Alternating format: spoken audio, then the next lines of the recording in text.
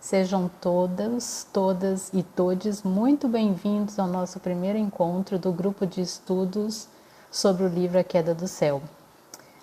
Vou iniciar com a minha audiodescrição. Sou uma mulher branca, miscigenada, uma amazônida rondoniense, tenho olhos castanhos escuros, uso óculos na cor bordô, tenho cabelos na altura dos ombros, na cor chocolate acobreado. Estou usando brincos de pérolas e penduradinhos, uma blusa vermelha, não por acaso. Ao fundo tem uma parede branca com 3 quadrinhos e também uma árvore em formato de mandala feita de crochê. E estou sentada numa cadeira de escritório.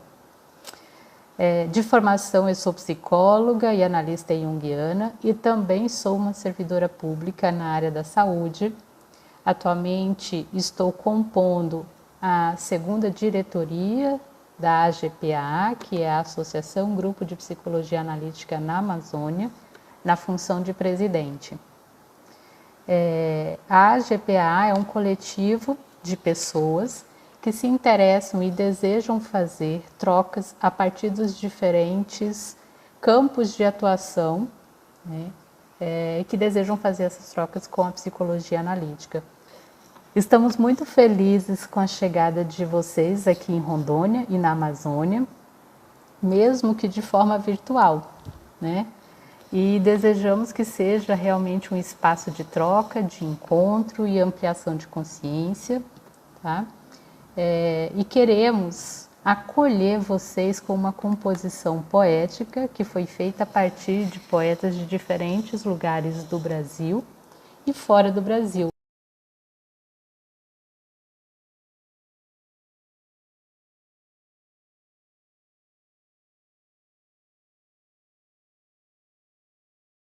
Essa troca, em estar conosco e de repente conhecer um pouco mais também, né, o que o povo Yanomami tem para nos dizer, né, com esse livro. Então, eu vou ler aqui para vocês essa composição poética como um acolhimento, né, na chegada de vocês. Você pode me riscar da história, com mentiras lançadas ao ar. Você pode me jogar contra o chão de terra, mas ainda assim, como a poeira, eu vou me levantar. E descobriram um tipo de pescoço que diz a verdade sobre as coisas que acredita dizer. E descobriram que há outro tipo de pescoço para a alma do poema que se foi. Eu rogo a poesia que borde os sentidos. Para a alma do verso que se foi, eu rogo a palavra que se parta em várias. Dizem que a cidade é de todos, só para a gente acreditar que ela é de ninguém. Quem conhece a cidade como as marcas da mão, mormaço no suor, escorrendo, evaporando, um horizonte quente subindo do chão. Quem escuta a voz da cidade? Quem escuta a voz da floresta? Nessa terra canta o curió, voa bonito o gavião, é lindo ver o socó, e a pipira comendo mamão. Quando fechas o livro, eles alçam voo como de um alçapão, eles não têm pouso, não têm porto. Alimentam-se um instante de cada par de mãos e partem. E velhas, então, estas tuas mãos vazias, no maravilhado espanto de saberes. O alimento deles já estava em ti? A voz de minha bisavó ecoou criança nos porões do navio. Ecoou lamentos, de uma infância perdida. Tarde de vento, até as árvores querem vir para dentro. Bem-vindos. Quero lembrar aqui também que não fazemos nada sozinhos, né? Se tem algo que a pandemia também, né, pôde nos ensinar, é que a nossa sobrevivência ela é coletiva, né? Então a nossa luta também deve ser coletiva. E nesse sentido, como não fazemos nada sozinho e para a gente poder estar aqui nesse momento, várias pessoas contribuíram, ajudaram, se envolveram para que pudéssemos ter esse encontro, esse primeiro encontro. A Célia, a Ludmeire, a Roberta, a Michele, a Paula, a Sandra, a Maria Nayara, o Raoni e a Beth. À medida que a gente for se encontrando, vocês vão conhecendo ou vamos nos conhecendo melhor, né? Algumas questões práticas, então, agora, né? Nossos encontros acontecerão na segunda e quarta terça-feiras do mês. Já deixamos aqui de antemão para se manifestarem no chat pessoas que estão aqui que se interessam em conduzir algum momento do livro, ou algum capítulo, ou alguma das discussões, tá? A gente vai poder estar olhando para isso também, aceitando essas contribuições.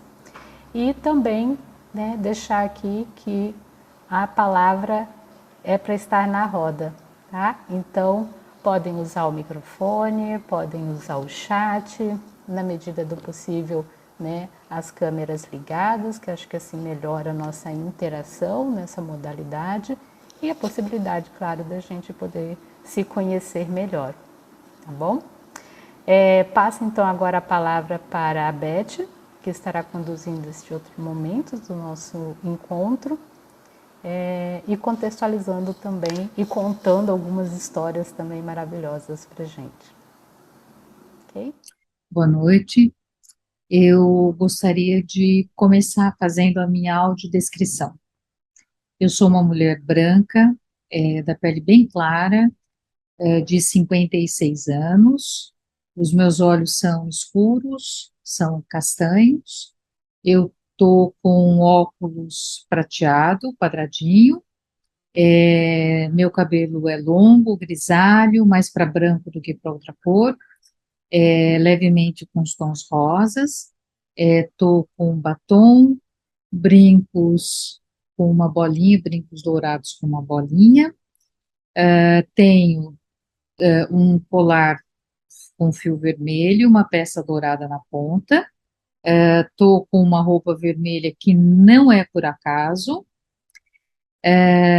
Estou numa sala, numa biblioteca. Atrás de mim tem estantes com livros e objetos, né?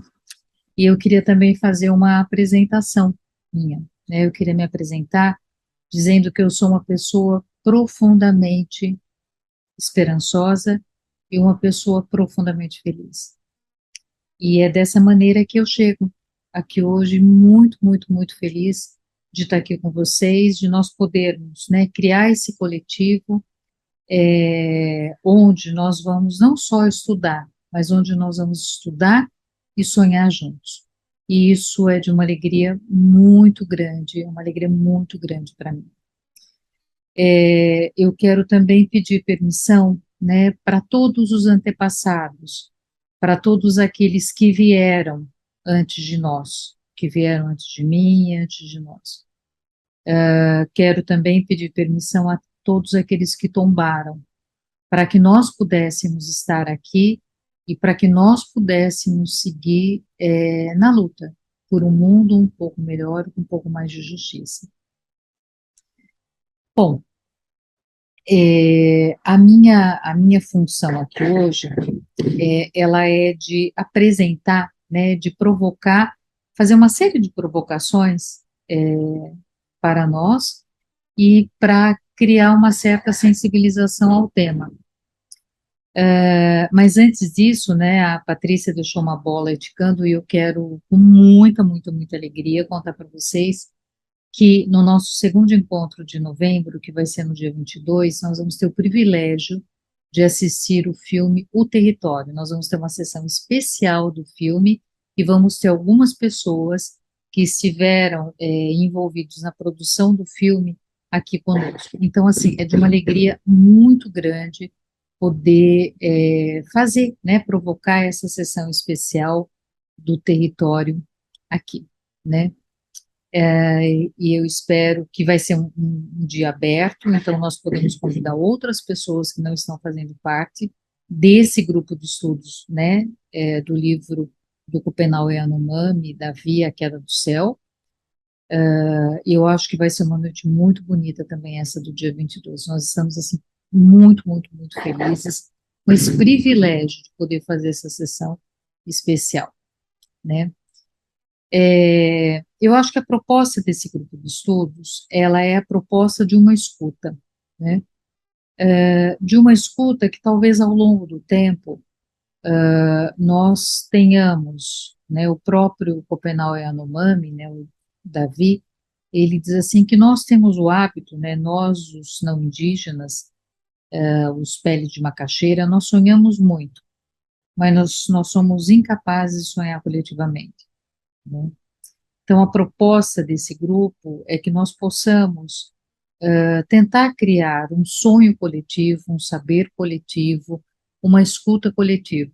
E uma escuta, talvez deixando um pouco de lado o nosso hábito, né, o hábito da nossa cultura, onde nós sempre precisamos dizer alguma coisa a respeito, onde nós sempre precisamos interpretar coisas. E muitas vezes nós não precisamos interpretar, nós precisamos dialogar, né? E eu só posso dialogar com um símbolo quando esse símbolo ele toma todo o meu corpo, quando ele está aqui, quando ele está aqui, quando ele está no meu corpo, quando ele está nas minhas atitudes e nas minhas ações, né? Então é que nós possamos transformar a nossa escuta, né? Essa escuta que é uma escuta colonizadora, que é uma escuta branqueadora, na maior parte das vezes, inclusive dentro da psicologia. Quer dizer, a nossa interlocução, ela é com a psicologia analítica, que nós possamos pensar e viver o entendimento da psique de uma forma também um tanto diferenciada, né? Que nós possamos, acho que, compreender que nós não falamos de uma alma brasileira, né? Mas que nós falamos de almas brasileiras, que quando nós pensamos, né, num processo de evolução, né, talvez nós precisemos pensar que nós precisamos, o quanto é importante identificar e reconhecer a vida que perpassa não só os nossos corpos, mas todos os outros corpos de seres vivos, animais, vegetais, minerais e humano. Então, na verdade, esse grupo de estudos, ele é um grande convite. Ele é um convite a uma outra maneira de nós nos relacionarmos com o mundo, né? A Amazônia, a terra, a natureza, a ancestralidade, quando nós nos referimos dentro do nosso referencial cultural, nós temos um certo romantismo, né? Uma maneira romântica de olhar para essa ideia, né? De natureza, de Amazônia, de terra, de ancestralidade, de uma forma romântica e, portanto, de uma maneira muito abstrata. Assim como é muito confortável, né? Acho que ficar no romantismo que até mesmo a psicologia analítica nos oferece, né? Quando, na verdade, a terra, a Amazônia, ela tem almas, né? Os animais, os minerais, os vegetais, e são almas que são concretas e que se fazem na luta diária pela sobrevivência. Se nós quisermos entrar em contato Nós precisamos dialogar com essas questões todas, dialogar com esses símbolos que são absolutamente concretos, né? O conhecimento ancestral, ele é algo concreto e que ele está com as pessoas. Aquilo que nós aprendemos na psicologia analítica, né, que quando o indivíduo morre, morre uma parte da humanidade, né, quando um indígena, né, quando morre, quando nós somos apartados de uma gama de conhecimentos que se vai com ele, né? Então, se nós queremos fazer essa escuta e entrar em contato com esses conhecimentos ancestrais, nós precisamos ter um comprometimento concreto para proteger as pessoas que não protegem a natureza, a Amazônia, porque elas são, e os corpos dessas pessoas são, e esses corpos carregam também conhecimento. Mitologia, espiritualidade, sagrado, né? Palavras muito, muito comuns, né? Dentro do nosso meio. Mas não são, primeiro que para os indígenas, né? Não existem mitos, não existem lendas, existem histórias, e histórias que são concretas vividas aqui dentro. Mas nem mitologia, espiritualidade, a ideia de sagrado, né, não está localizado em lugares, em objetos ou em rituais somente. Nós nos tornamos sagrados quando as nossas relações com todas as formas de vida, elas têm uma igual importância. E isso, eu acredito que nós vamos ver muito nesse texto que o Schopenhauer Yanomami nos oferece, né? Aliás,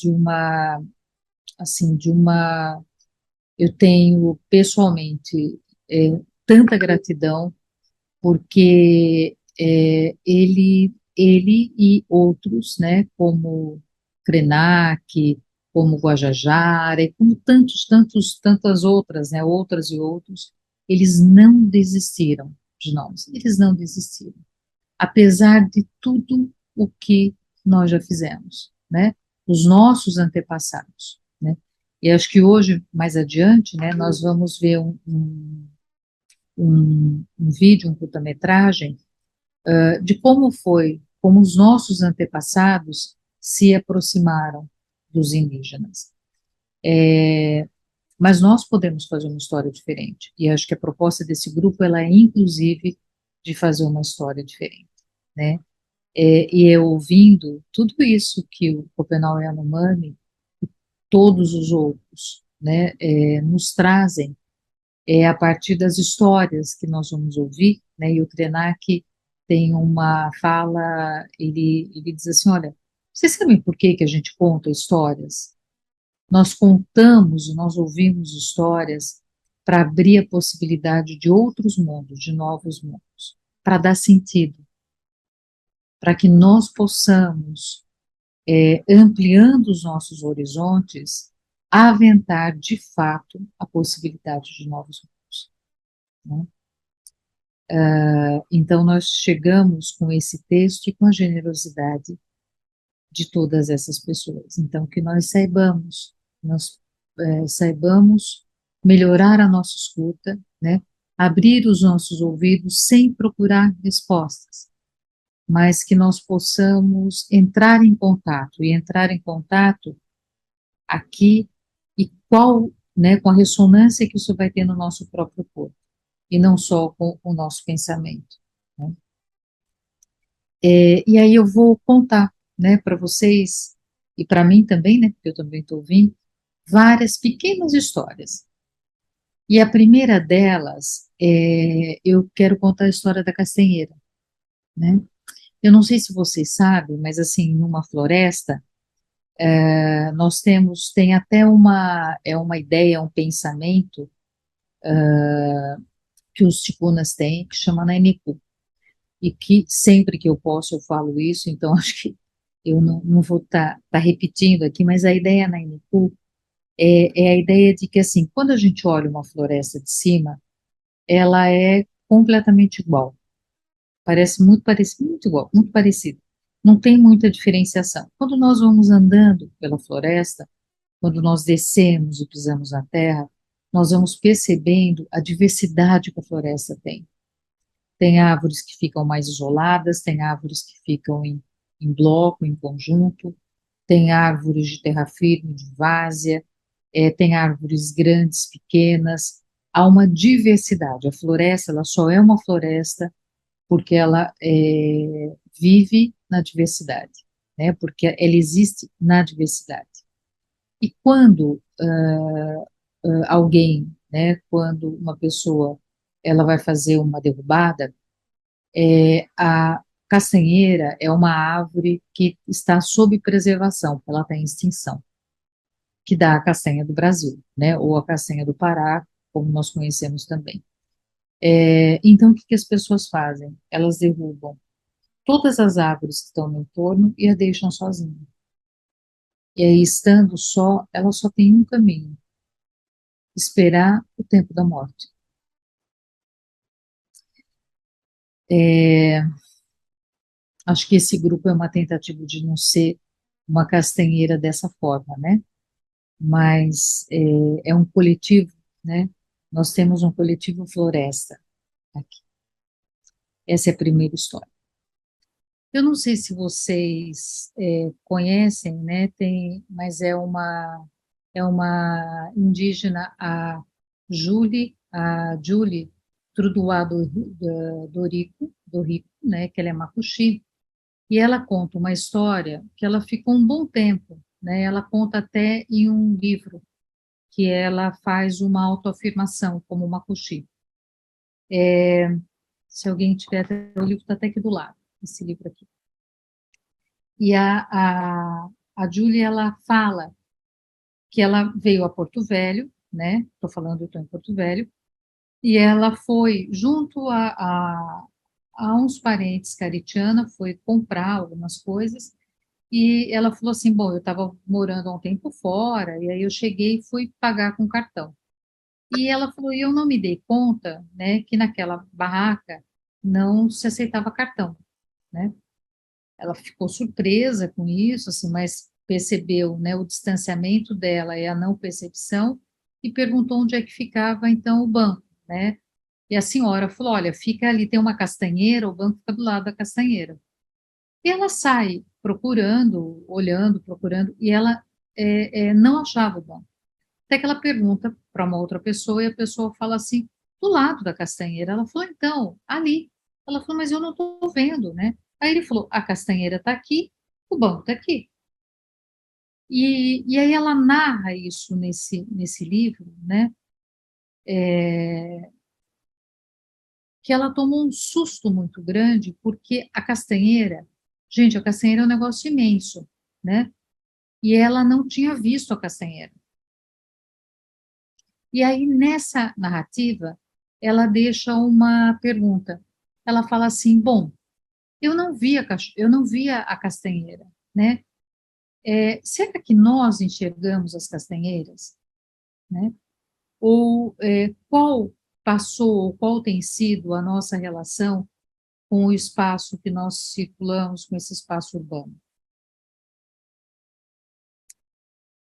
Tem uma outra história que eu quero contar para vocês, que é que ela acontece numa terra baniwa, né, que fica entre a Colômbia e a Venezuela, ali próximo no Alto Rio Negro. E essa terra, ela é também conhecida porque ela tem cogumelos florescentes.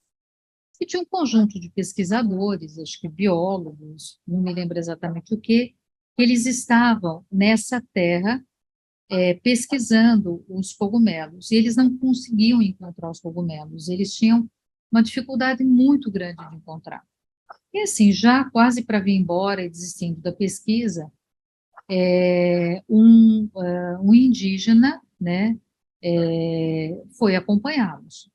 E falou, porque ele dizia ali, mas ali tem os cogumelos. Eles diziam, mas não tem os cogumelos. A gente olha, olha, olha, olha e não vê, né? Acho que a gente está indo por um caminho errado. E aí esse Baniwa, esse indígena Baniwa, ele vai, quando chega, ele fala, agora vocês desliguem as lanternas. E eles dizem, mas se desligar, nós não vamos enxergar. E fala, desliguem as lanternas. E imediatamente eles desligam, né? E aqueles cogumelos todos aparecem, né? E aí esse rapaz Baniwa, ele fala, às vezes é preciso que a gente desilumine para que a gente possa estar vendo, né? Durante muitos anos, né? Estou terminando as histórias, mas durante muitos anos, o homem tentou, né, escalar montanhas, né? E acho que a mais famosa dela, que de algum jeito nós já ouvimos falar, é o Monte Everest, né? E as montanhas, né, ela é a morada dos deuses, sem sombra de dúvida. E aí um retrato, né, assim, muito bonito, de quando se chegou ao cume pela primeira vez. E foram dois homens que chegaram ao cume juntos, né? O Hillary, né, um gringo, e o Tenzin, que era um Sherpa, que quando nasceu, foi dito que ele chegaria ao mais alto dos cumes, né? E o Tenzin, quando ele narra, né, essa escalada, ele fala que a coisa mais difícil, o que mais dava medo numa escalada, principalmente para o Everest, é que a montanha, em sendo a morada dos deuses, é preciso pisar com o máximo do cuidado para não ofender e não ferir os deuses. E que quando você passa, né, quando você está numa montanha, você está numa relação visceral com os deuses.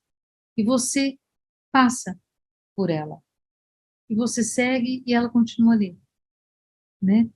E para as pessoas, né, para os gringos, né, quando se vai a uma montanha, você vai para conquistar o cume, né? E que isso faz com que os deuses se protejam e com que os deuses, de fato, eles tenham muita dificuldade de entender, né, o que leva uma pessoa a estar numa montanha se ela não vai colocar o corpo dela numa relação, o corpo e a alma e o tempo numa relação direta e profunda com esse lugar por onde ela está passando, né? Eu quero só colocar mais duas coisas e aí eu quero apresentar um curta para vocês, para a gente, né? Uma, eu acho que é a certeza de que nós estamos numa crise civilizatória, né? E essa crise civilizatória, ela traz consigo um processo razoável de higienização. Então, nós nos sentimos sujos quando nós tocamos a terra, né? A gente fica com a mão suja quando a gente pega a terra. As nossas relações são muito higiênicas, né? Porque talvez a gente precise repensar um pouco aquela ideia de adaptação, né? Nós nos adaptamos e nós não lembramos de imediatamente nos desadaptar para adaptar novamente, para desadaptar, né? Nós tentamos construir a nossa segurança tendo certezas e fazendo adaptações e cristalizando essas adaptações, né? E é claro que fica muito difícil daí entender o que é, afinal de contas, a natureza. E nós esquecemos, né, que quando eu chego, se eu chegar para alguém e falar assim, olha, você viu lá fora aquele negócio, né, que a gente tem aqui, lá na calçada, eu tenho, e aqui atrás também, perto de onde eu estou, tem um monte de negócio que ele é assim, assim, ele vem do chão, aí ele faz um negócio assim, às vezes ele faz assim, Às vezes ele tem coisa pendurada. Vocês sabem o que é isso? Pode abrir o áudio e falar. O que é isso? Quem arrisca? Árvores, As pessoas em árvores. pé. Árvores, né? Pessoas de pé, né? Pessoas de pé, que às vezes, dentro dessa crise civilizatória, né, Thelma, a gente não consegue enxergar. Porque eu só chamo isso de árvore, não de cadeira, porque essa é uma ideia, né, construída socialmente. Da mesma maneira que nós construímos socialmente uma ideia de humanidade e uma ideia do que é humano, né, uma ideia do que é vivo, e principalmente nós vamos, e aí, claro, que eu vou tocar, que não tem como a gente não pensar no antropoceno, né, que afinal de contas, né, é o momento onde o homem, ele de fato, ele não passa, né, ele não passa pela montanha, né, quando a gente passa, a gente tem que passar com cuidado, né, porque tem umas cravaças, então a gente pisa com muito cuidado, né, quando a gente está na mata, quando está na floresta, a gente vai pisando com muito cuidado por ela, né, muito cuidado, porque é para não fazer barulho, para não espantar os bichos, ou para não chamar a atenção de uma onça também, né, sei lá, né, a gente, né, tem que tomar cuidado, né, então a gente vai com cuidado. E às vezes nós somos como, né, nesse tempo, né, enquanto humanos, nós nos colocamos numa escala de valor muito maior, né, numa escala muito diferente de valor, né, e nós esquecemos, né, que a alma é algo comum a todos nós. O que nos diferencia, quando eu falo a todos, eu estou falando de animais, eu estou falando de vegetais, eu estou falando dessa condição, né, de humanos, que o que nos diferencia é o corpo, porque há uma inteligência, há um conhecimento, e há uma inteligência e um conhecimento é, é, que vai além, que vai adiante, né? Enfim. E eu acho que eu queria dar esse pontapé, né, para que a gente pudesse assistir juntos um curta-metragem, tá? Que vocês vão ver, eu acho ele muito importante, e não vou contar, vou deixar, né, mas eu acho que, assim, ele fala de quando ele retrata em várias etnias o primeiro contato que os não indígenas fizeram com os indígenas, né? Muitas vezes eu já fiquei profundamente envergonhada, já fiquei muitas vezes muito mobilizada, porque não fui eu, mas também foram os que vieram antes de mim. Então eu me sinto corresponsável, profundamente corresponsável por isso, né? Mas eu acho que nós temos a chance de estabelecer outros primeiros contatos, né? Outras formas de contato. Então eu acho que é importante a gente também conhecer esse lado da história. Então, vou compartilhar aqui com vocês para a gente poder estar vendo. Deixa eu abrir aqui.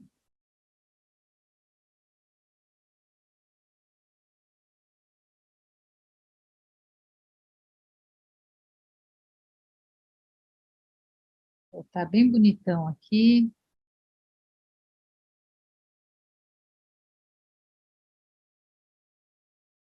Aqui, ó. Se o som tiver ruim, ou vocês, alguém do grupo me dá um toque aqui no WhatsApp, tá?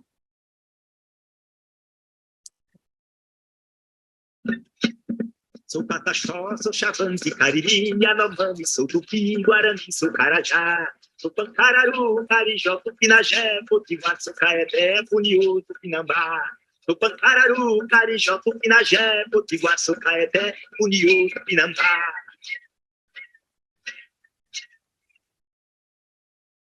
Rio de Janeiro é o ponto inicial de uma nova excursão pelos sertões bravios, Aqui o progresso e a civilização ainda não chegaram. O avião, reduzindo as distâncias, vai tornando cada vez menos penosa essa penetração no oeste selvagem. Avistamos as malocas dos índios mais bravios do Brasil. Estão localizadas num descampado. Em torno, a vegetação é rarefeita. Chegamos finalmente ao coração de um mundo inteiramente desconhecido, em estranho contraste com o tumulto do mundo civilizado. Localizado o aldeamento, será fácil atingi-lo por terra, desde que os índios consintam.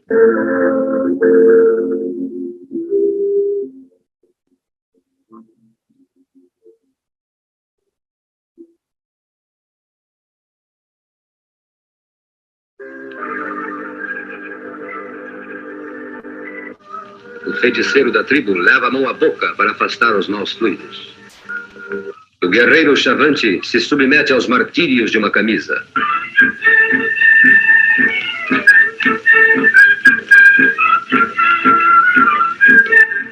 Mas que é isso? Um valente guerreiro como você, vestido de mulher?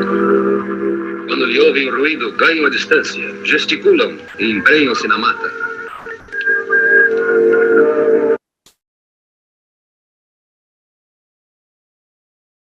Nossa presença se torna importuna e manda-nos embora sem a menor cerimônia.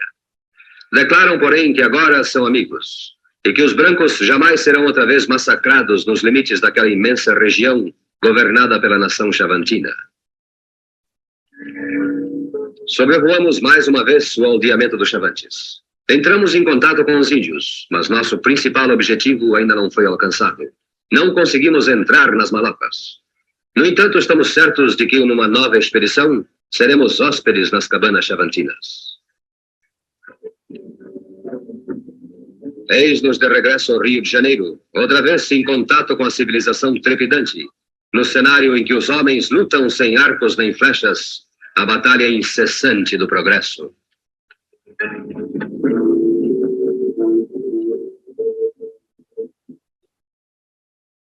Neste filme, você viu o contato com o povo Chavante na região centro-oeste brasileira na década de 50. Na década de 70, com a abertura da Transamazônica, da Perimetral Norte e de uma outra estrada chamada BR-364, que vai de Cuiabá até Rio Branco, todas as tribos que estavam no caminho sofreram um impacto enorme, que você vai poder ver agora nas imagens dos primeiros contatos desses povos com as frentes de expansão na década de 70.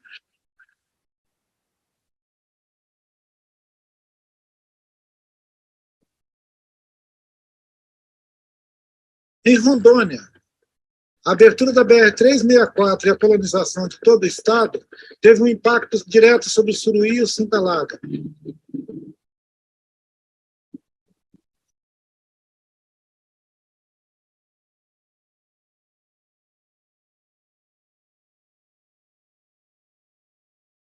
Bandeira. Bandeira.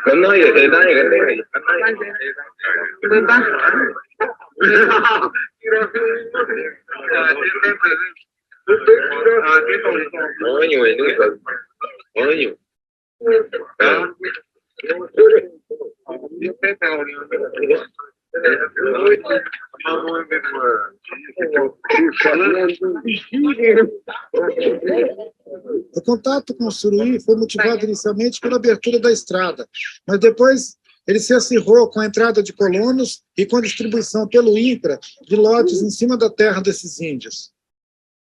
Esse primeiro contato foi tão desastroso que a população suruí, estimada inicialmente entre 800 e 1.000 indivíduos, foi reduzida a 280 pessoas em 10 anos.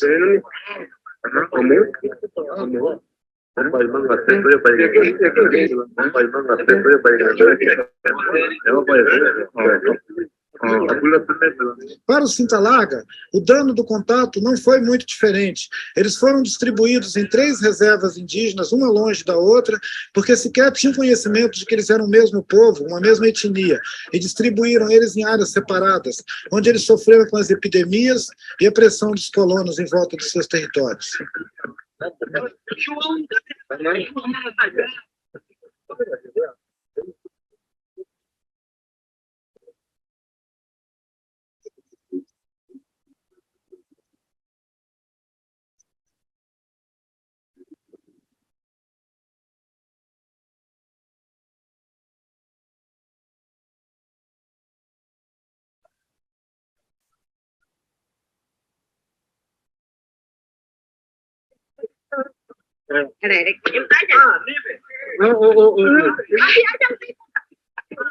Estou naquele. Por mesmo dia. Aí, porra, o merda tá. Não tá, só aquele.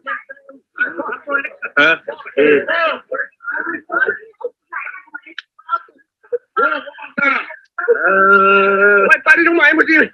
Vai parir uma emoji.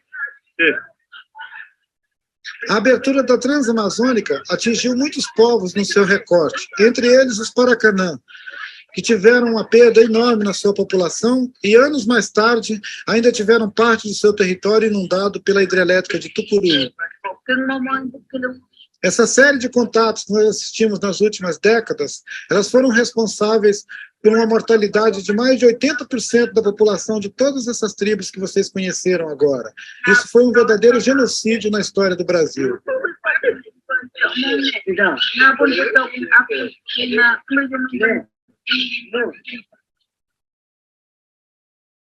O povo Yanomami, que tem o seu território na fronteira da Amazônia brasileira com a Venezuela, eles estão numa lista da Anistia Internacional, da OEA e da ONU. Você sabe por quê? Porque eles ficaram ameaçados de extinção pelas sucessivas invasões que seu povo e seu território sofreram nos últimos anos. Todos nós, índios do Brasil, a gente pensa só esses pessoas são bons.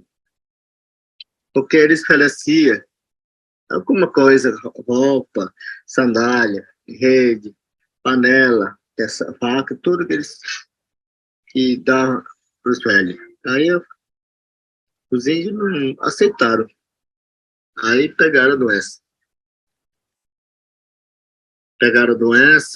Aí depois começou a aparecer a doença.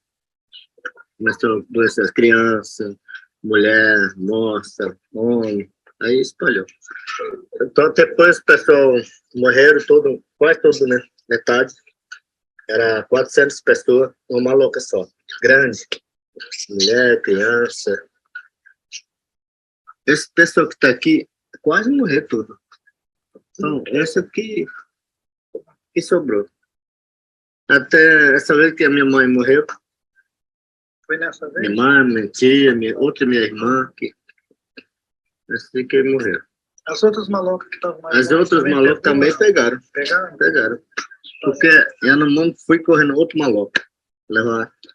Já tinha doença no corpo, chegou no maloca e transmitiu. Até eu fiquei doente. Quase morri. Mas eu não morri porque eu não quis morrer. Longe dos outros. Longe dos outros. Aqueles que não saíram do maloca morreram muito. E eu fiquei vivo para contar a história.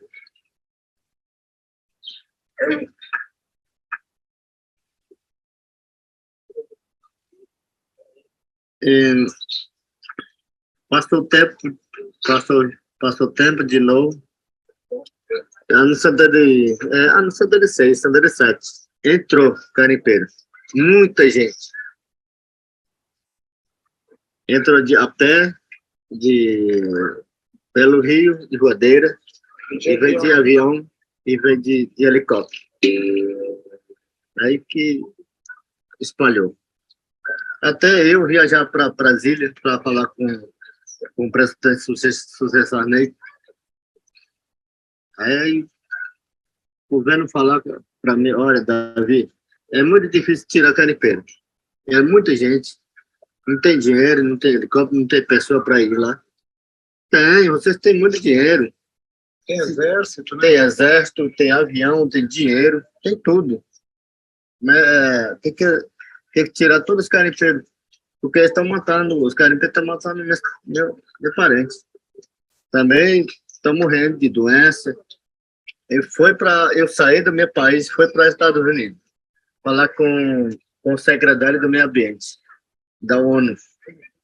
Contei tudo lá para ele. Olha, você que é secretário do meio ambiente, você que domina o mundo inteiro, então eu quero que você manda tirar garimpeiro.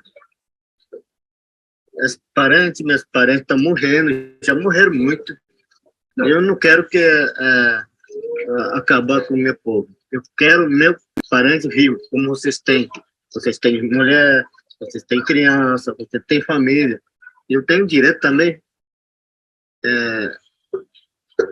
Precisa meu povo. Aí falou, olha, nós vamos resolver. Nós vamos pedir com o presidente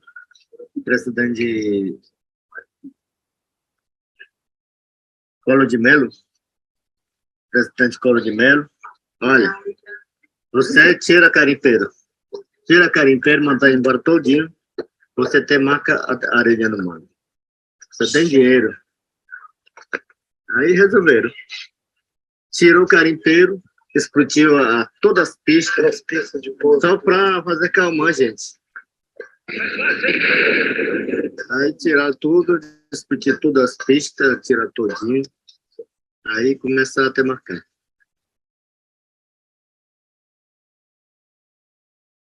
Você acredita que ainda existam índios isolados no Brasil, sem contato nenhum? Esse é o caso de pequenos grupos remanescentes que vivem no sul de Rondônia e que foram atropelados pelo progresso.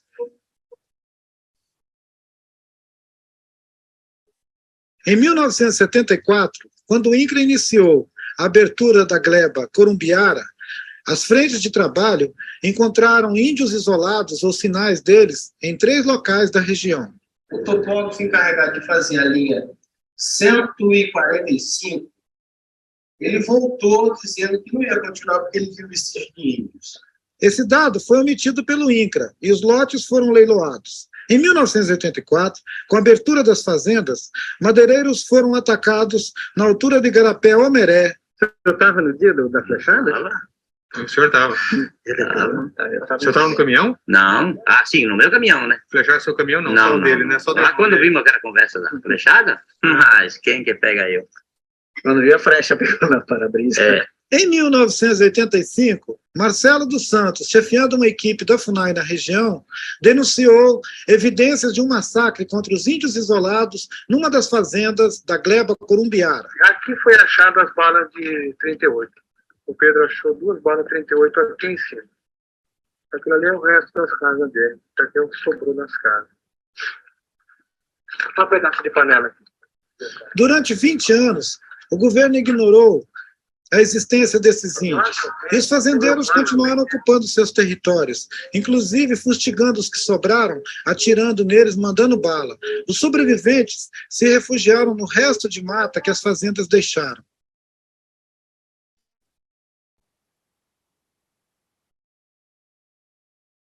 Dez anos mais tarde, em setembro de 95, a mesma equipe da FUNAI localiza os primeiros 2 índios canoê no Igarapé-Omeré.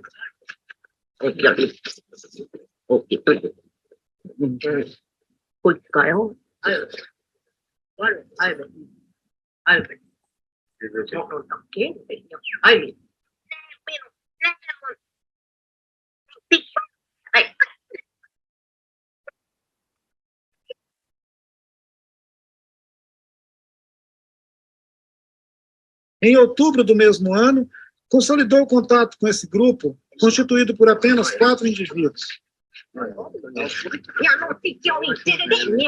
No mês seguinte, um grupo formado por 7 índios da família Tupari foi também localizado com a ajuda desses mesmos índios canoê.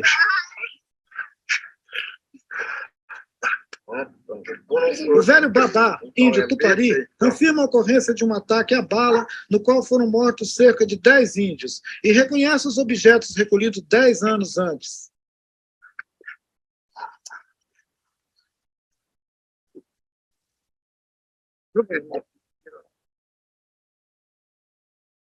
Em julho de 1997, madeireiros do sul de Rondônia comunicaram à FUNAI a descoberta de uma maloca indígena na gleba Corumbiara. A equipe da FUNAI, acompanhada de 2 índios canoê, visita o local e constata, pelas características da maloca, se tratar de um grupo isolado de etnia ainda desconhecida. No interior da maloca, um buraco de 3 metros de profundidade, cercado de armadilhas. Em volta, as árvores estão marcadas com coroas. A 1.500 metros dali, foi encontrada uma derrubada clandestina, feita fora de época, e cada vez com mais vestígios.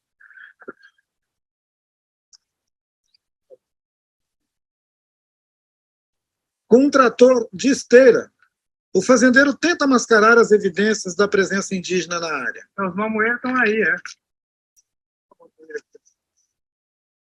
O único sobrevivente de uma tribo que foi totalmente dizimada, este homem foge da civilização, se esconde em palhoças improvisadas.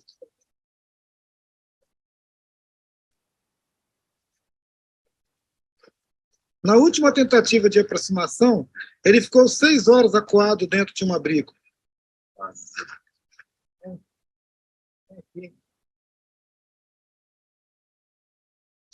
Mas ele rechaça com flechadas qualquer contato.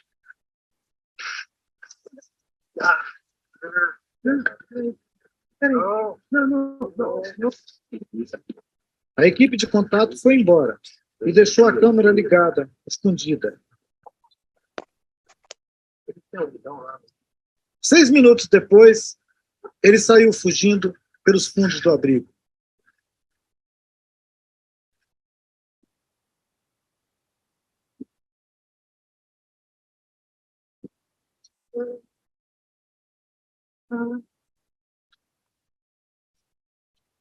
Areioa é com prazer e valor.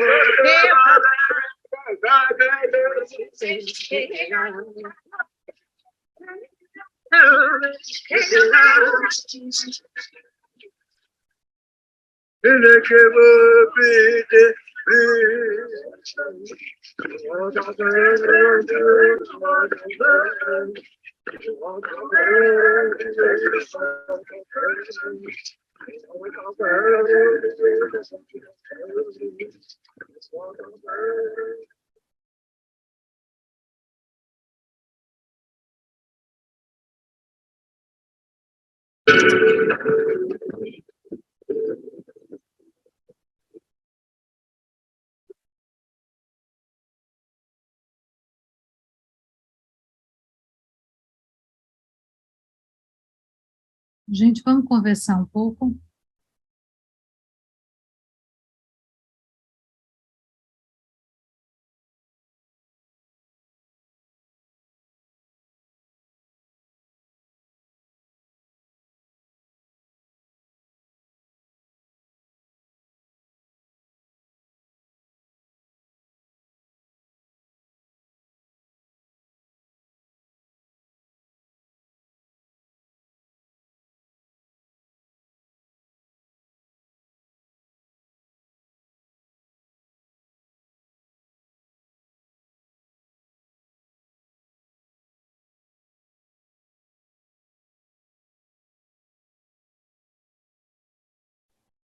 Oi, boa noite, gente.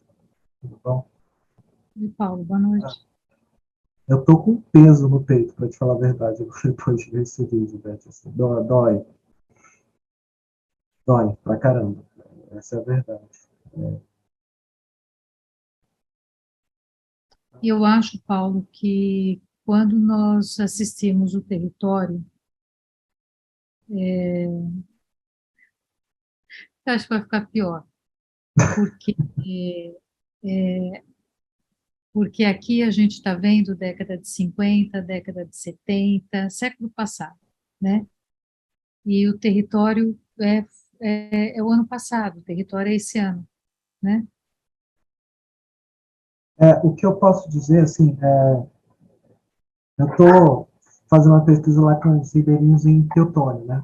Teutônio é uma comunidade... Oi, gente, desculpa, deixa eu apresentar. Sou Paulo, também sou aqui de Rondônia, de Porto Velho. E a gente tem 2 hidrelétricas aqui no Rio Madeira, que foram construídas... terminou a construção delas em 2011, e eu estou fazendo uma pesquisa com uma comunidade próxima. Mas a questão é que, aproximando lá com os ribeirinhos, é assustador ver o rio morrendo. Assim. com essa história de progresso, né, civilização, tá? É assustador você ver o Rio Madeira morrendo, assim. E eu acho que o que eu tenho visto e tenho ficado muito triste ultimamente, né, nesse último ano, com tudo que está acontecendo, mais além, ver exatamente isso, né, e ver ribeirinhos, né, indo trabalhar com garimpo, porque não tem mais como sobreviver também. E acaba arrumando para uma outra atividade, que é destrutiva, né? Tinha uma vida que não era assim e acaba arrumando para uma vida que é assim. Mas dói, né? Eu acho que o que eu estou sentindo agora é dor, assim. E, de certa forma, ultimamente tem sido difícil para mim sentir uma dose de esperança, assim, com tudo, né? Com tudo que tenho observado. Claro que no fundo tem, mas tem sido muito difícil buscar isso de alguma forma. E brigar por isso, sabe? Sendo bem cru, né? Com o sentimento que eu estou tendo agora. Enfim, tá difícil aqui, para te falar a verdade. Assim, pesou. E o Índio do Buraco, ele faleceu, não foi? Ano passado, esse ano, não foi? Ele veio a falecer. Há um mês atrás, praticamente. E assim, você imagina quanto tempo, né? Quanta luta essa pessoa, né? Passou, sabe? Nossa, não sei.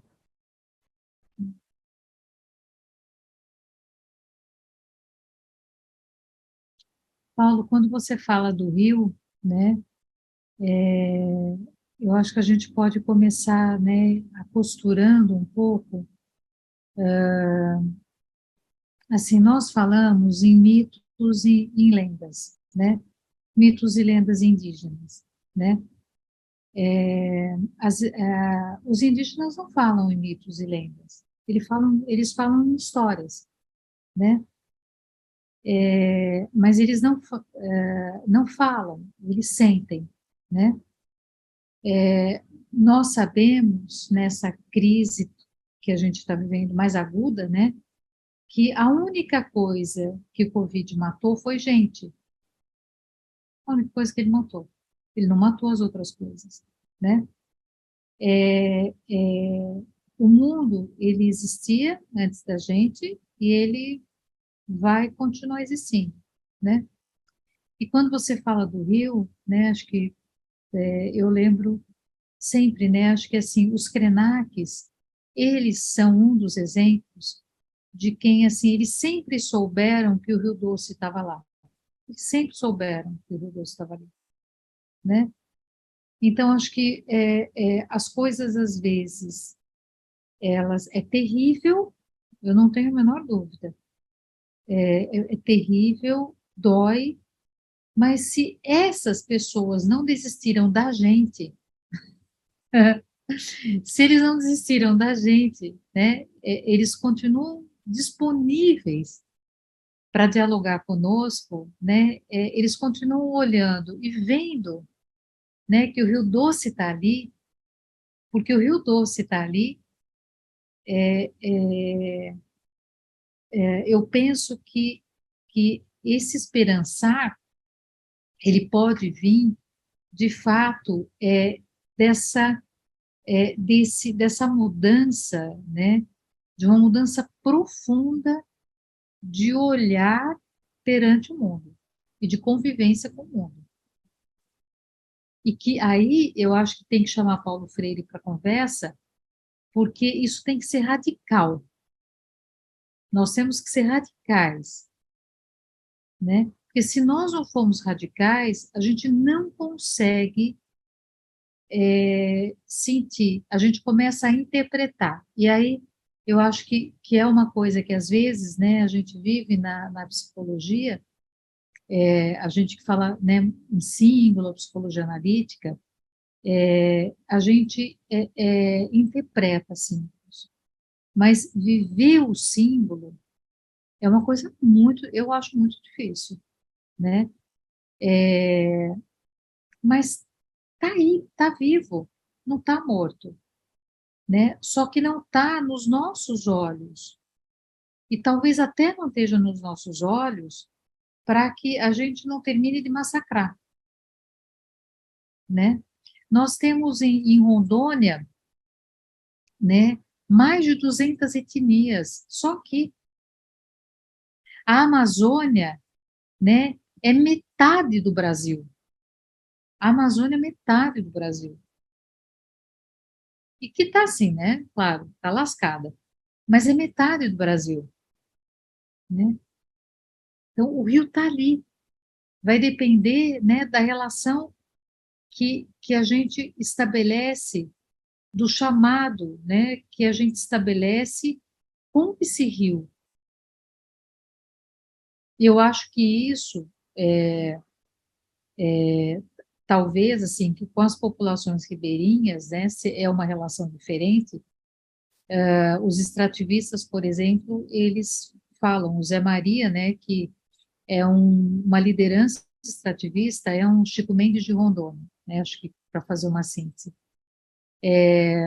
Ele hoje tá com Parkinson, está muito debilitado, mas ele fala uma coisa muito interessante, ele fala que os extrativistas tiveram muita dificuldade de compreender os indígenas, né? Em várias áreas você tem de um lado reserva extrativista, do outro lado reserva indígena, né?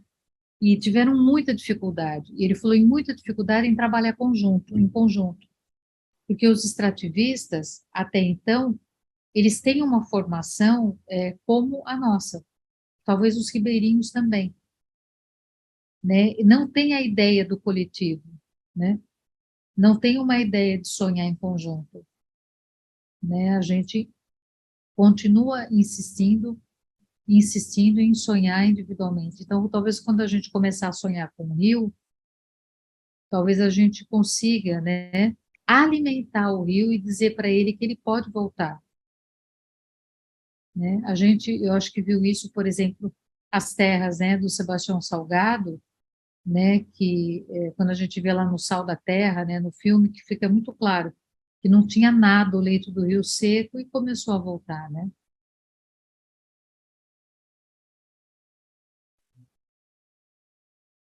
Eu queria falar, Ana Pituna, boa noite a todos e todas e todas, e saudar meus que vieram antes de mim também. Eu falo a partir dos povos da Bahia, sou tupinambá. Mas quando você falava, eu lembrei de duas coisas.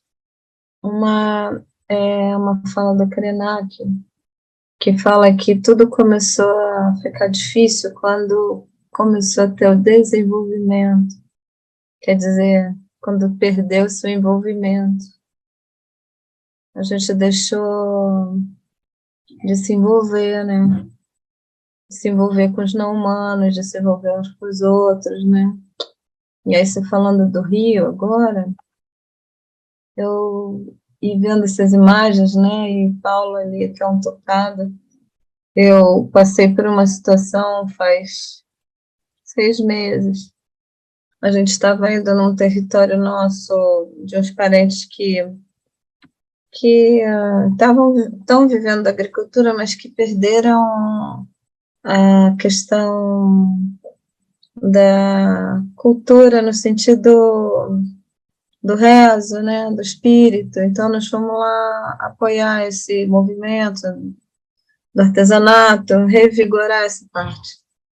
E quando a gente estava indo, nosso território não é demarcado, apesar de ter sido o primeiro território de contato, quando o Cabral se perdeu, e não é demarcado. Então, a gente subiu, então a mineradora está dentro do nosso território, que eu acho que é o que os Yanomamis vivem fortemente, a gente também. E a gente foi considerado extinto, né? Darcy Ribeiro publicou que os tupinambás eram extintos, já estavam extintos, né? Então, nós subimos, e na nossa frente estava uma reta escavadeira, e a mineradora lá tira areia, né? A gente é chamada Eleia Baiana, que é mais ou menos a configuração amazônica. Então, debaixo da floresta tem Ariel. E aí ele passou por uma reserva de aroeira, e ele virou assim, né? Aí o cacique que estava comigo falou assim, quando a gente voltar à floresta de aroeira, acabou. E nós subimos. Quando a gente voltou, já não tinha mais, sabe? Então, é bem forte. Que isso não é passado, né? Que nem você falou, no território deve estar pior, né? No filme, né? A gente vai ver mais recente. Mas isso é uma constante na nossa vida, e isso é muito duro, porque a gente não está se desenvolvendo, a gente está envolvido, né? Se envolvendo. Então, uma árvorezinha que tomba é muito doído. Para nós é outra relação. Né? Então, isso me reportou esse momento.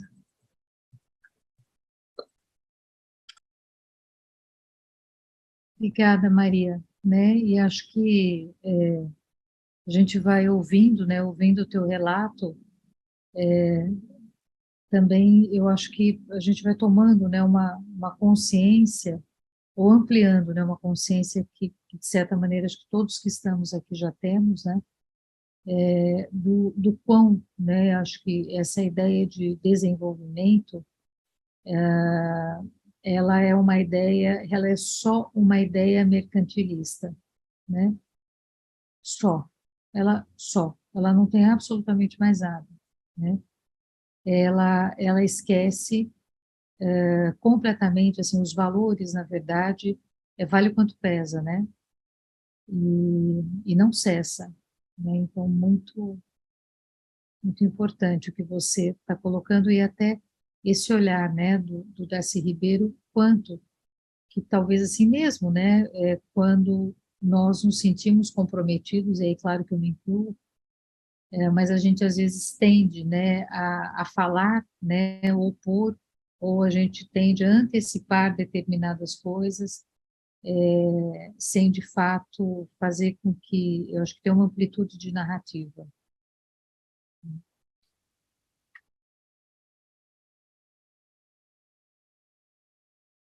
Denise, você estava com a mão levantada?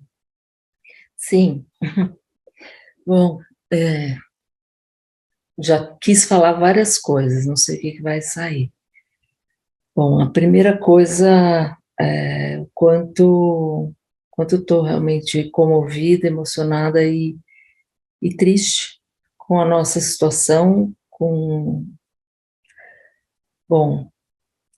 tudo que nós brasileiros estamos fazendo.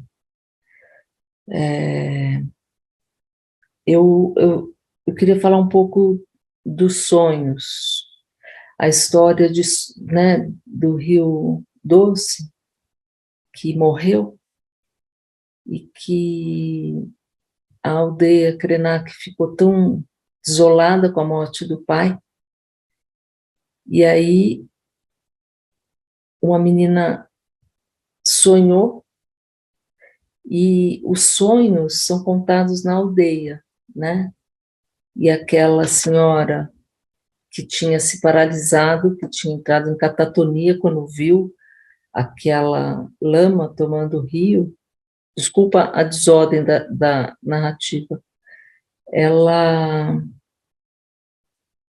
pôde acompanhar a narrativa do sonho, e no sonho a menina entrou no rio, pelo chamado do rio, ninguém podia entrar no rio porque era uma lama tóxica que matava, e ela mergulhou, e ele foi chamando, vem, vem, e ela mergulhou, e lá embaixo o rio estava vivo. Então ela voltou e contou, né, o sonho dela, que o rio estava vivo. E que só que ele teve que se aprofundar para esperar que essa limpeza pudesse acontecer, né? E aí eu fiquei pensando que esse hábito de contar os sonhos talvez fosse uma coisa boa para a gente fazer no grupo, ao longo da leitura, né? Que a gente possa, quem tiver um sonho, poder compartilhar aqui, para que a gente vá fazendo essa integração, não só do que a gente pensa e sente e vive, mas também de tudo que está adormecido ou recolhido e vivo dentro da gente, e que eu acredito que esse livro vai despertar, né, vai relembrar. E acredito que o sonho pode ser uma via da gente estar ampliando e conectando esses aspectos.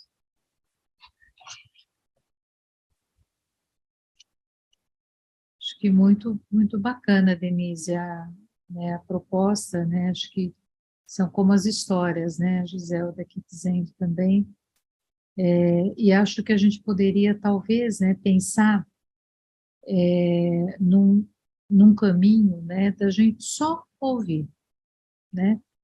E a gente guardar a tentação de fazer alguma coisa com aquilo, porque acho que essa tendência que é parte da nossa formação, né, e da nossa epistemologia, de tentar explicar, né? A gente precisa explicar, a gente precisa ter uma palavra final nas coisas, né? E não, né? É só deixar de fato que aquilo cumpra o seu papel, né? Acho que uma ideia excelente, né? Acho que se a turma concordar, acho que pode ser uma coisa muito bacana.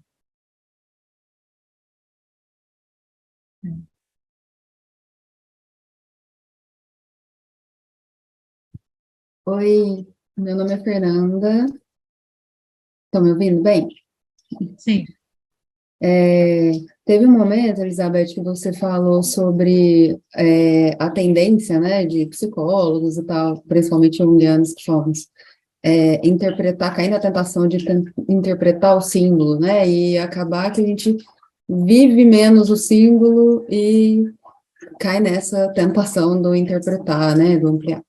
E aí, quando você falou isso, eu me lembrei de uma cena em que uma mãe de um terreiro, né, uma mãe de santo, ela foi convidada para uma disciplina e ela falando numa humildade de um jeito que tocou muito, que ela falou assim que, com outras palavras, ela estava meio que fazendo uma crítica sobre como que, em geral, a gente tem essa dificuldade de acessar realmente o que é. E aí ela estava com um copo, né, ela falou assim, por exemplo, vocês têm essa ideia de que Oxum é uma mulher com uma roupa amarela e que é a senhora das águas. Eu estou bebendo Oxum agora. E aí, acho que trouxe nessa fala tanto que é isso, né, de experienciar o símbolo, de viver o símbolo, e não necessariamente ficar, né, no pensamento, nas ideias e tal. Era só para poder compartilhar um pouco isso.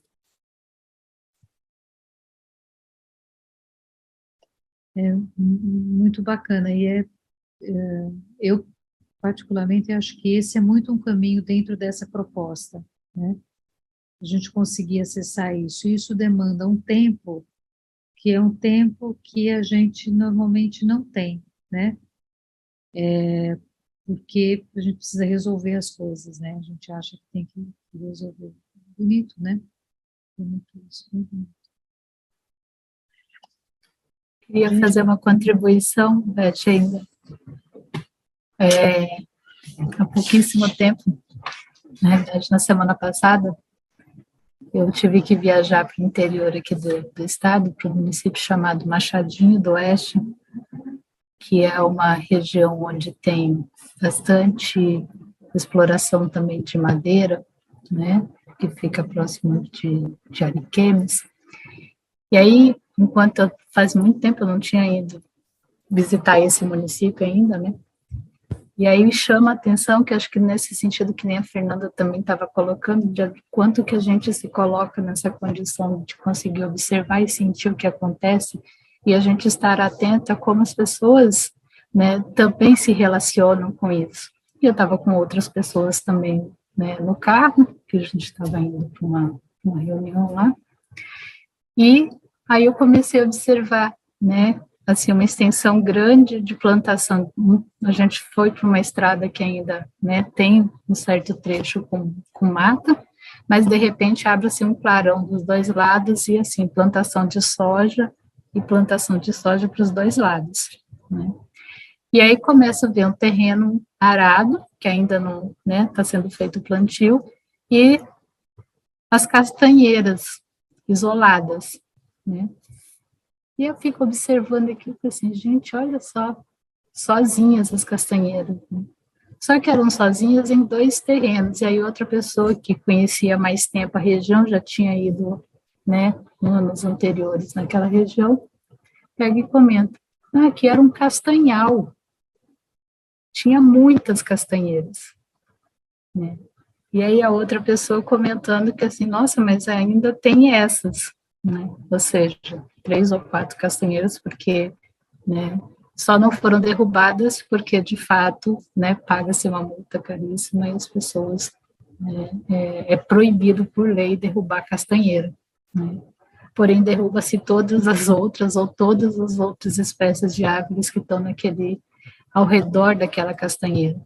E para uma floresta sobreviver, né, ela é essencialmente coletiva, né? Para uma floresta ficar em pé, ela precisa de todas as espécies ali que se originaram naquele espaço, né? O terreno na Amazônia é um terreno muito empobrecido se não tem a floresta, né? Precisa sair muito caro. Então, quem planta soja na Amazônia é quem tem muito dinheiro, porque é muito caro preparar esse solo.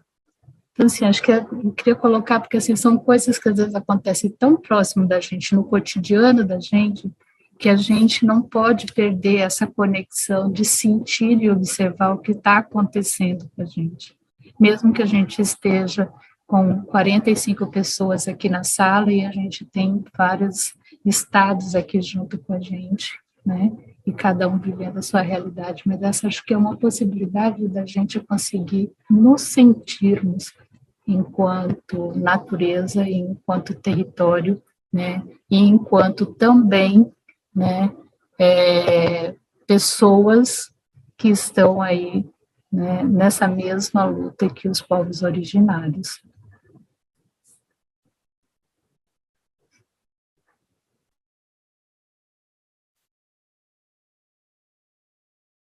Acho que a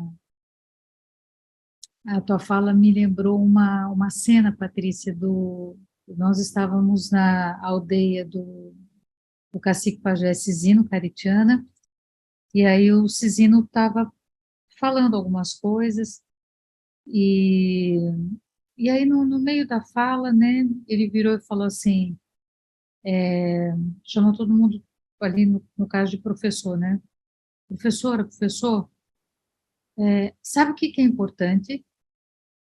Né, a gente falou, o que, Cisino? Né? Aí ele abaixou, ele pegou um punhado de terra, né? Ele falou assim, a terra.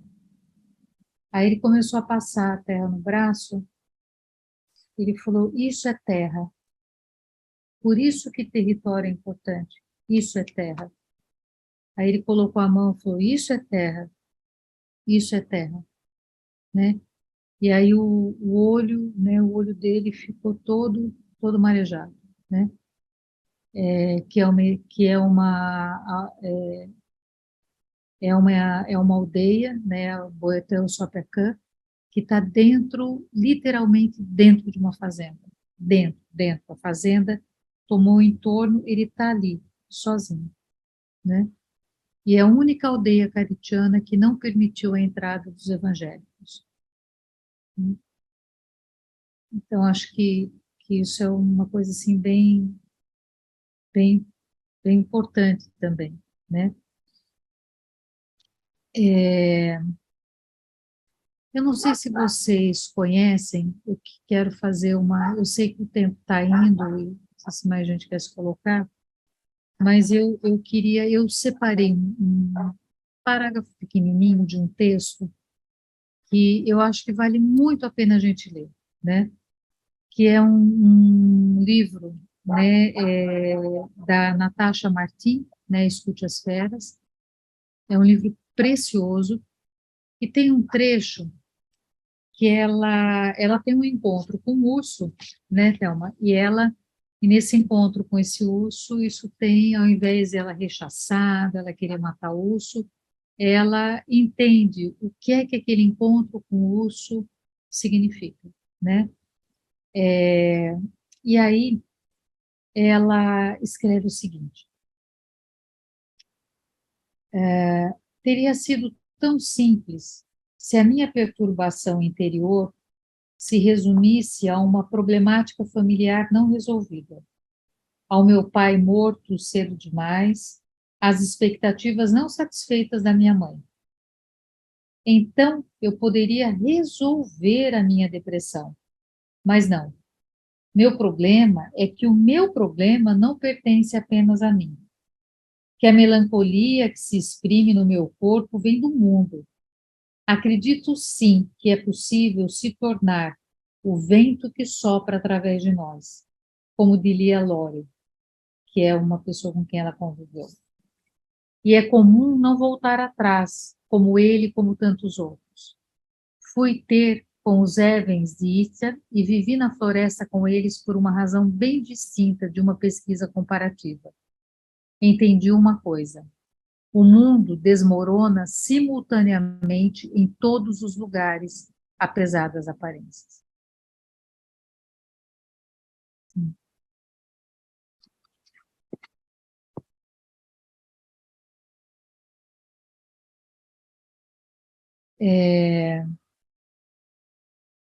Eu não sei se alguém quer colocar alguma coisa, porque a hora que a gente for fechar, eu queria mais 5 minutos, que eu queria que a gente fechasse com uma fala do Copenau Yanomami, tá? Na verdade, são 6 minutos. E aí eu queria saber se alguém quer colocar alguma coisa, alguém quer falar? Boa noite. Eu sou a Priscila, aqui do Rio de Janeiro, na verdade, Niterói. E queria muito agradecer, né, o aceite, né, para participar do grupo. Eu sou da área de História, né, mas eu estou fazendo arte-terapia agora, por isso eu agradeço o chamado, né. Eu queria saber como vai ficar organizada a leitura. Isso é uma coisa meio de professora, né, quer dizer, a nossa agenda. Desculpa aí. Obrigada. Imagina, Priscila. O próximo encontro, que é o dia 8, nós vamos trabalhar o texto do Eduardo Viveiros de Castro. Tá?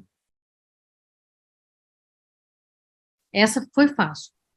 Boa noite, Beth, minha querida, tudo bem? É um pouco nessa linha mesmo organizativa, assim. A ideia é que seja de 15 em 15 dias, é isso, então? Então, ideia de 15 em 15, e daí de uma aula para outra, ou de um encontro para outra, a gente organiza qual vai ser o capítulo que a gente vai ler, ou, enfim. Sequência, Cris. A ideia então, na verdade, não é a cada 15. É na segunda e na quarta, terça-feira, porque pode ser que tenham 5 semanas, né? Então, é na segunda e na quarta, terça-feira. E a proposta, né, que a gente também vai colocar para rodar, mas é de nós irmos até a segunda terça-feira de dezembro, que eu acho que é dia 13, e aí voltamos em janeiro, né? E aí nós terminamos essa parte introdutória do livro, aí em janeiro a gente começa no capítulo 1. A gente devia ter posto isso antes, esquecemos, mas... Obrigada, boa noite. Obrigada, Cris.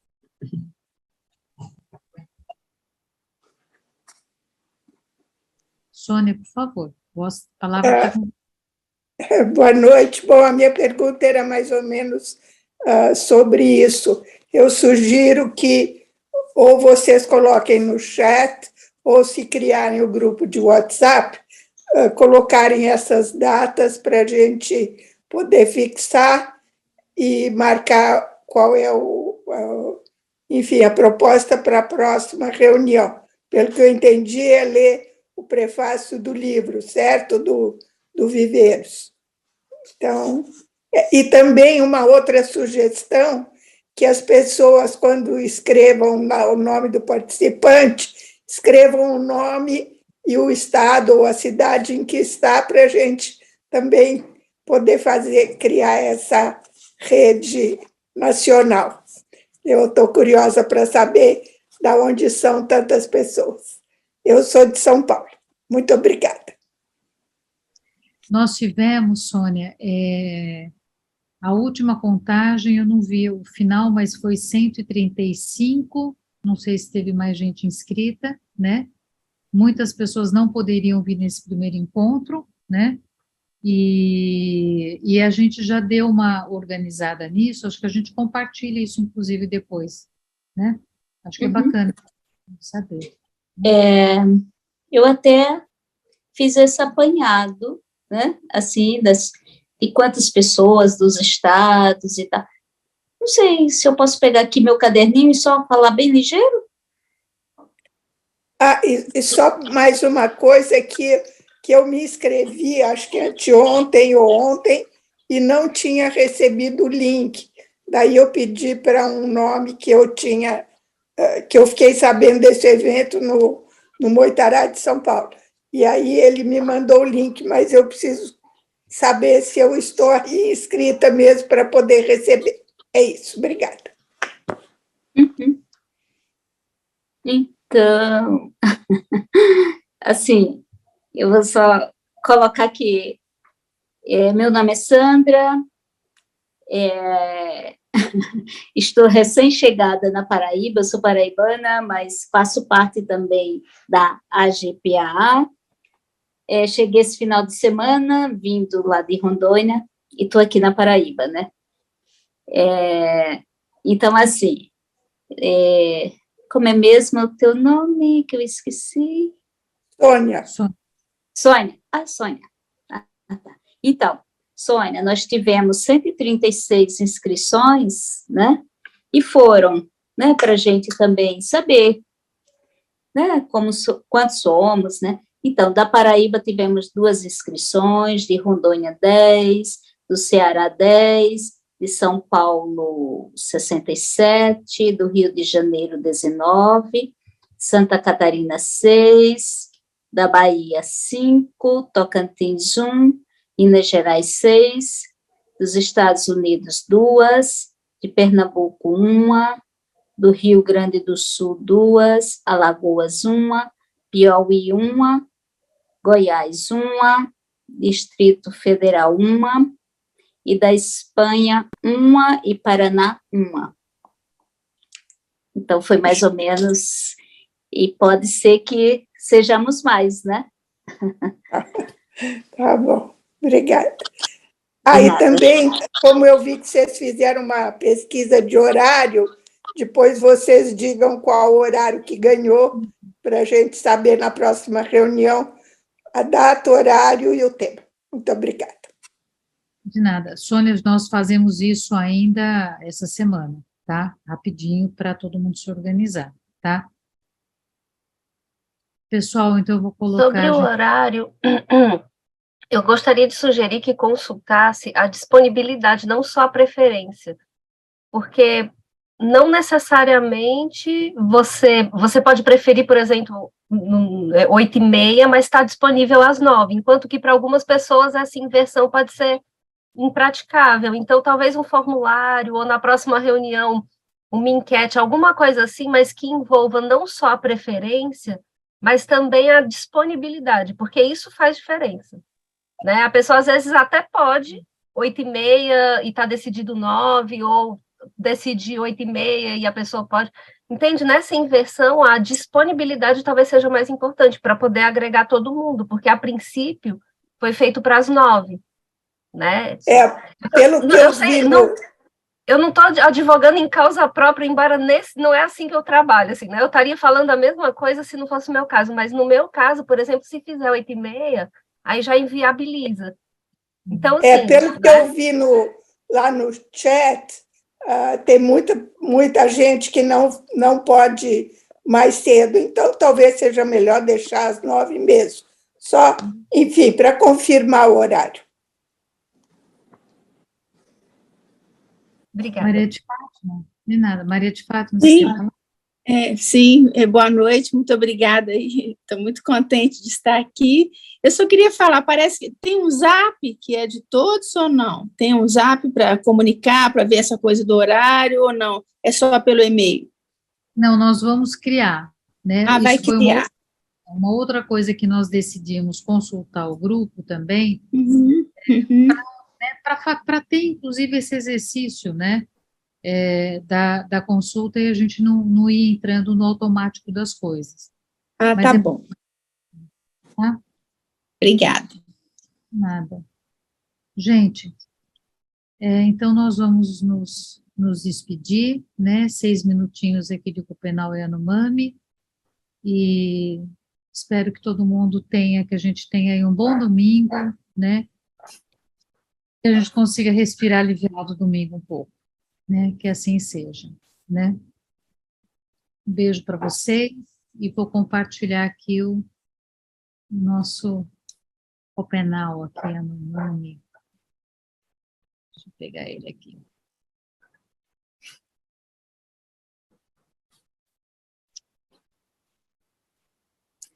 Um abraço, bom domingo, né?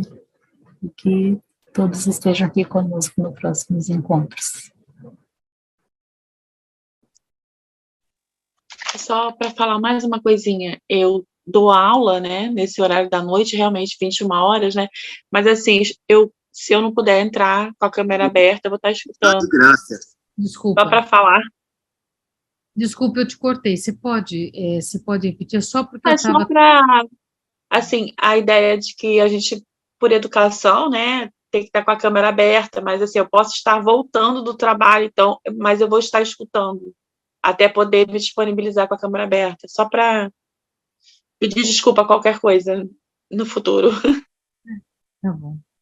Boa noite. Obrigada, Cecília, boa noite. Então, vou compartilhar aqui.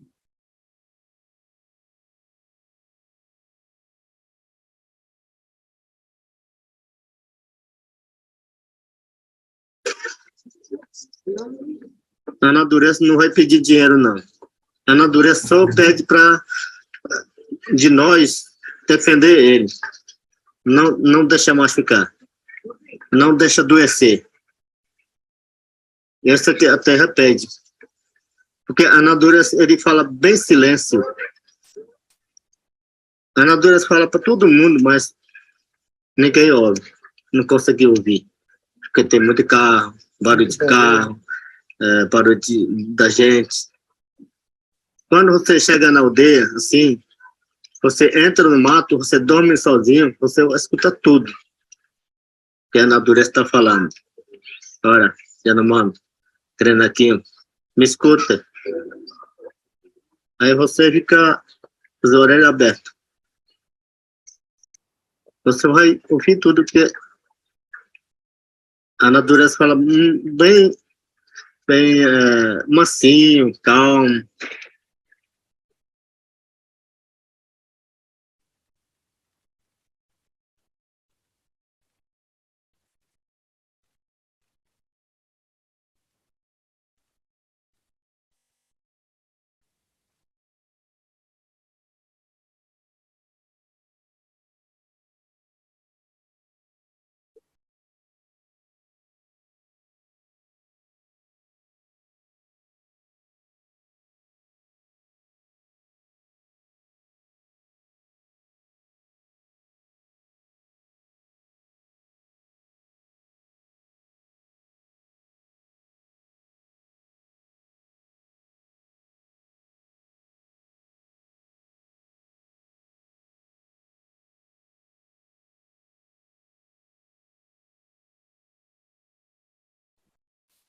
O vídeo parou, Beth.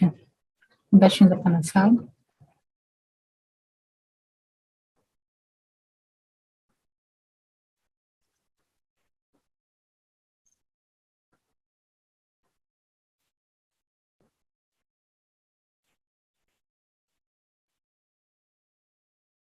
Beth, o vídeo parou.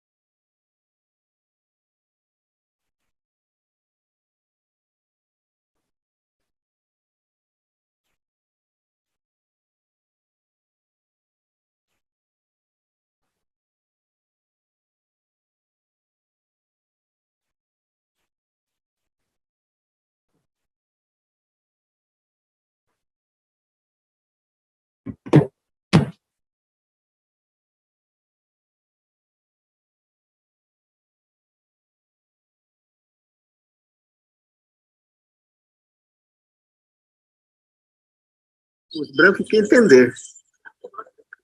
Tem que pensar um pouco, só fica falando, destruir, colocar mineração, tirar a riqueza da terra. Para com isso aí.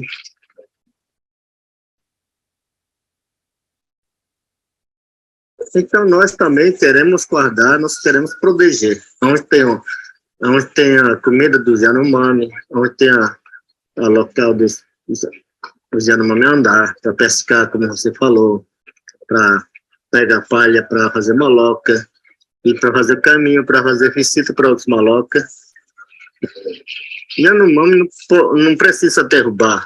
Yanomami não precisa tirar ouro da terra. Tirar ouro da terra para quê? Não enche barriga, não se come, só cria problema. Se nós Yanomami destruir a terra, assim, no rio, o que vai acontecer? Vai sujar o rio. E o peixe que mora no rio, eles comem, vai começar a adoecer, vai começar a morrer. E o animal, anta, ele toma água, ele vai pegar dor de barriga, depois ele morre. E nós também, que a gente usa água, a gente bebe, aí depois dor de barriga, dor de cabeça, depois fica doente e fica morre. Então eu quero que eles também pensar para a gente trabalhar junto. Proteger o mundo, proteger o céu, lua, estrela, trovão. Tudo que a gente aqui, as crianças que nascem, a gente fala para ele. A gente fala com as mulheres também.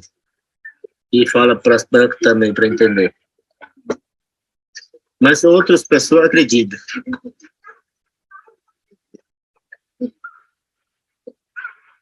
Eu acho que um dia os filhos dos brancos vão entender, para eles proteger também. Não é só Yanomami que vai proteger seu, não. É com prazer e valor.